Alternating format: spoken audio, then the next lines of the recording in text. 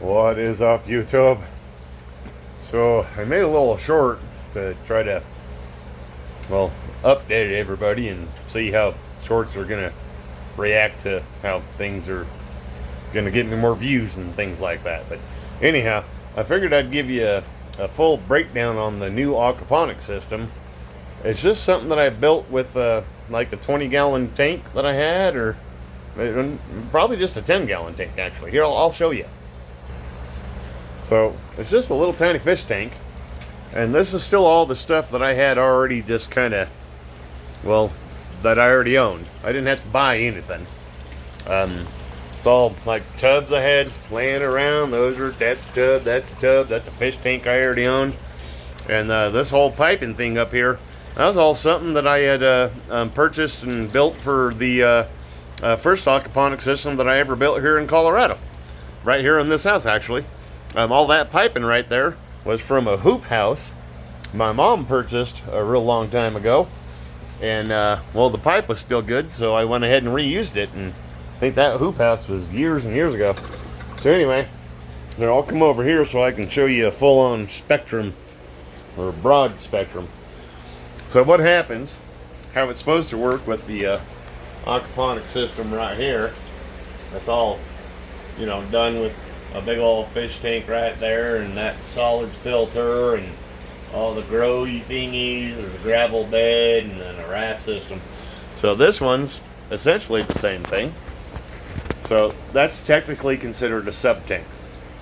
The water goes up that big old pipe to the top of the thingies or whatever, and it feeds all those plants, and then it comes all the way back down into the fish tank, and then the fish tank goes up that pipe and then down, and then flows into, well, that there gravel bit right there, and then from there in that little hole goes and flows back down here into that drain, and it's a big old ecosystem. So what happens is the fish do their thing, and all the ammonia and everything gets taken up through the pipe and then distributed down here into the gravel bed here, which is where all the ammonia gets converted into nitrite or nitrate, and then converted into nitrite, and then put down here into the sub tank, which then all that nutrient rich water gets pumped all the way up into the top into the plant area, and then all those plants take all that nitrite and then suck up all the nutrients and everything, and then deliver clean water right back down here into the fish tank. And then the cycle starts again. And then boom, there it goes again. So it's a wonderful thing. I mean, it makes everything happy. I did put some old lettuce seed in there. We'll see if that's going to pop up. There is still some dust from the gravel that I added into this. That's sitting down on the bottom of the sub tank. Not really a big deal. The fish, I don't know how many are in there. I had 13, and it was kind of a big deal because I couldn't catch them. I had to catch them out of this tank from over here. And those guys are skittish as all get out. So I had to feed them, wait till they came to the surface. And then I took this here little, I guess it's like a strainer, a sifter strainer, something or other. And I just scooped them all up, and then 13 became like, I don't even know. It's got to be closer to 30 now. I don't know, there's quite a few fish in there. Anyhow, so that thing worked a treat. It was great. I was taking them all out. Where's it at? I was taking them all out one at a time with this here thingy, and 13 of them took forever. But I got them all in there, and I think maybe I could probably add a couple more, because the whole idea about aquaponics is you overpopulate your fish population so that they make enough ammonia to be converted into nutrient-rich, you know, elements so that your plants can take them up, and then your plants will clean the water for the fish, and then the whole cycle just continues over and over. I mean, there's 30 fish in there, or maybe 20 some fish in there. So that went from, I think, around 160 or 150 fish down to now, what, 120, something like that. Still a lot of fish in there.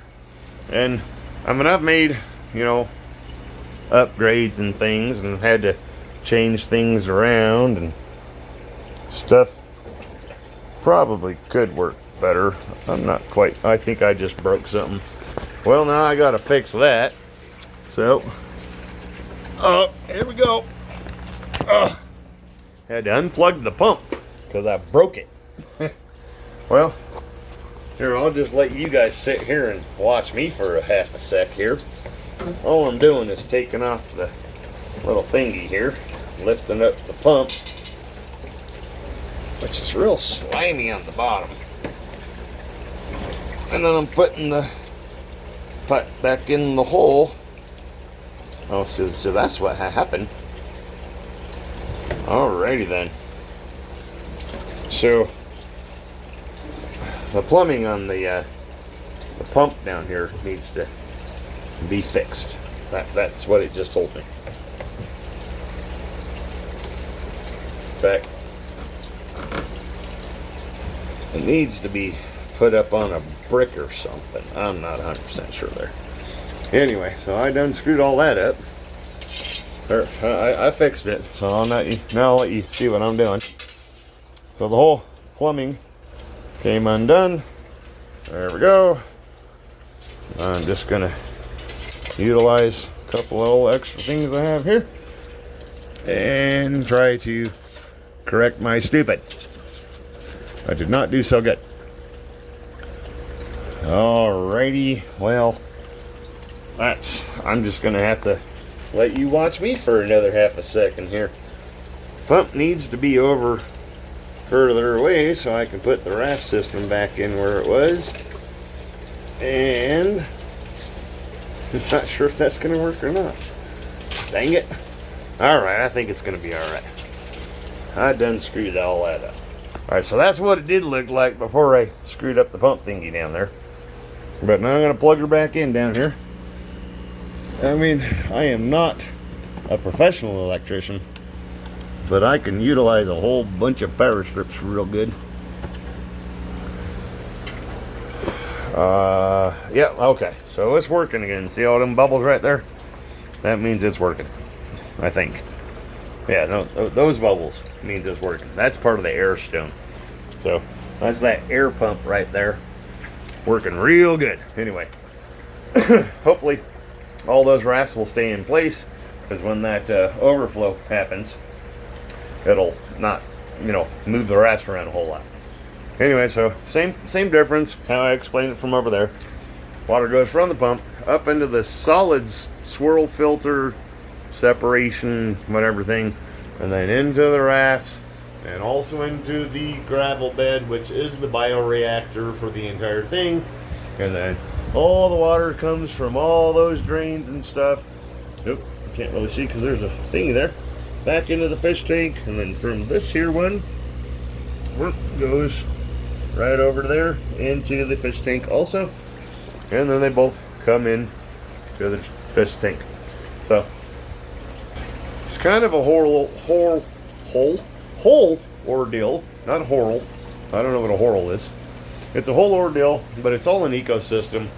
It's all done a whole lot more natural, and you know, you don't really have to incorporate a whole bunch of other stuff like additional fertilizers or chemical fertilizers and things like that. In fact, all this is done as natural as it possibly can be done. And here, I'll even show you what I did today, and I guess I'll let you be the judge whether I did a good thing or not. So this is the raft system. There was a whole bunch of plants just growing in this one raft. Well, I took several of them out. That's why there's empty holes down in there now. And well, I moved them over here where there weren't any plants growing, because I went ahead and I changed things. So I added 8 more rafts there, and then also from what you saw over here, I added 3 more of the 8 raft systems in here.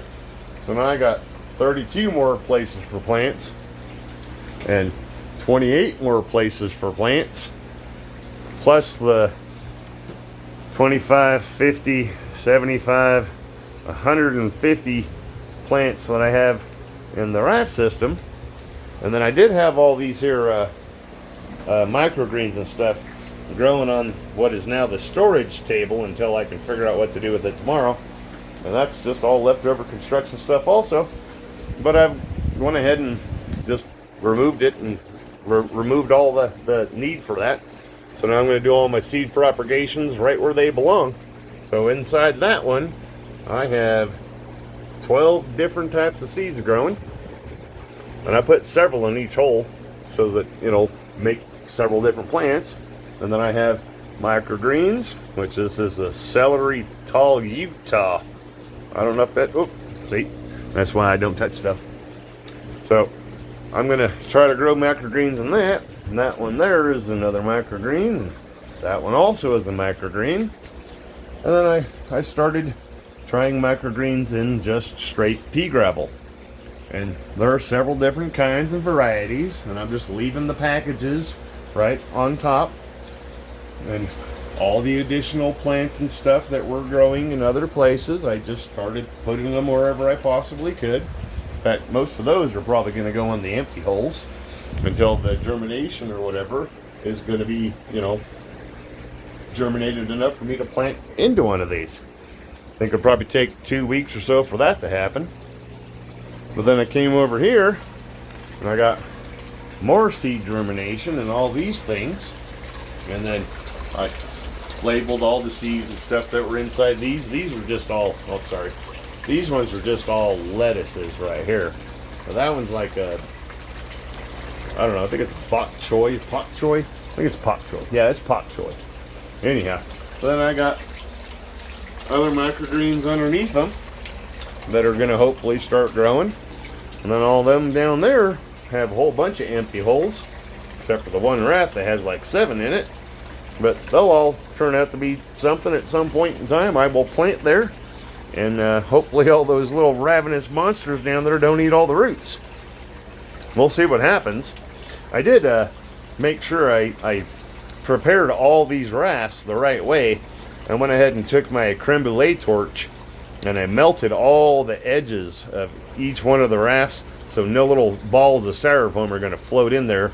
And also, those little ravenous monsters can't actually break pieces off anymore, so that's a wonderful thing. Oh look, the siphon's going from the gravel bed. From way over there. Now it's draining. So, I mean, it's working pretty good. I gotta, you know, pay attention to what's happening and things. And I just gotta keep up on it. And I actually think I'm done with construction for now. I'm also, I'm out of all of the material that I've already pre-purchased and that has just been sitting around all over the place. I have now utilized everything that I possibly can, and I have created, well, the root thingy. I'll turn you around again. Created the root zone down there, so that's going to be root vegetables. And then all of the cucumber, tomatoes, and whatever else I can possibly grow along with those. And then maybe something will grow in that there gravel bed also. I'll maybe have to utilize another light. And all this stuff, and everything I've built, literally almost everything, has been stuff I've had just sitting around here. It hadn't cost me a whole bunch of money. But look, I'm growing stuff everywhere. I'm going to purchase new lights because I needed better grow coverage and light coverage and things like that. Seems to be working pretty good, and that I don't know if that's going to work out or not. I'm just leaving it there as a trial to see if it will reflect enough light to help the, you know, wall reflect light to the plants below it or whatever. But I mean, I have vegetables growing just about everywhere. Probably too mature. Like this arugula is just, it probably should have been picked already. But, I mean, it just keeps on growing. I break stuff off the bottom and it just keeps making new leaves. That's kind of how all these, I don't know, mustard greens and Swiss chards and arugulas and I don't know, just all sort of the Brachius family of plants. They all just keep on growing. You pick it, you harvest it, or you cut and come again, that kind of a thing, and they just keep on growing. Lettuces I could do that with also, but I don't wanna. I think it'd be better if I just went ahead and took the whole. Oh, see, I done broke that off. I barely even touched it too. So now what I do is, if I don't want to eat it, come over here, and then I go here, veggies.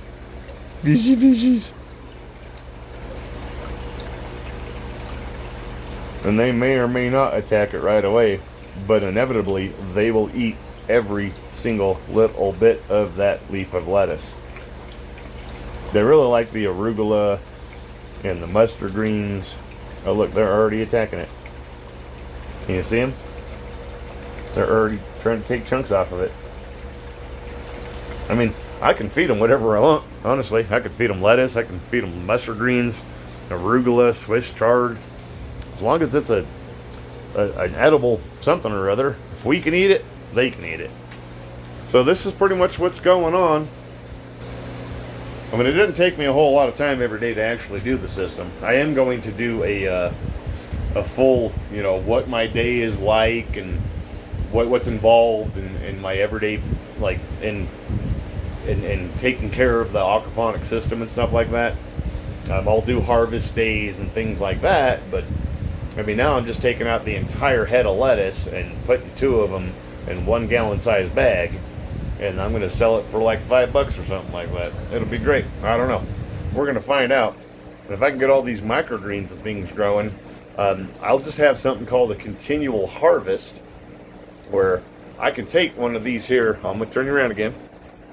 I can take one of these here little itty bitty tiny baby plants, not one in the soil though. The soil thing, these are the last 2 trials, I think, or last 3 trials of soil. But everything down in here is all growing in pea gravel. So you see, that's just gravel down there. So that's all just going to be readily available little tiny baby plants that I could then take from the microgreen thing that I'm growing, and I already have a little itty bitty tiny plant that I can go ahead and plant into one of the raft systems, or into one of the holes up here in the nutrient film technique that I'm doing. I mean, I'm going to be able to grow a whole bunch of different vegetables, and I'll always have some kind of little plant that I can put either in my mouth or into another part of the aquaponic system that I can grow into a mature plant, or maybe baby greens or something like that. I don't know. I am working toward trying to make as much readily nutrient dense, high quality, organic, wonderful food available as often as possible, so I can try to actually do something with it. Eat it, sell it, do something. Come buy some from me. That'd be great. You'd like it too, I bet.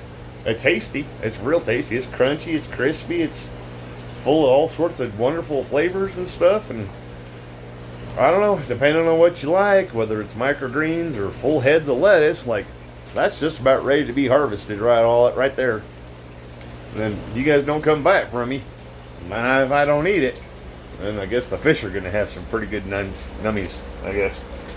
And all those little guys right there, and all the little guys right down in there, they're going to be just as well fed as the rest of us.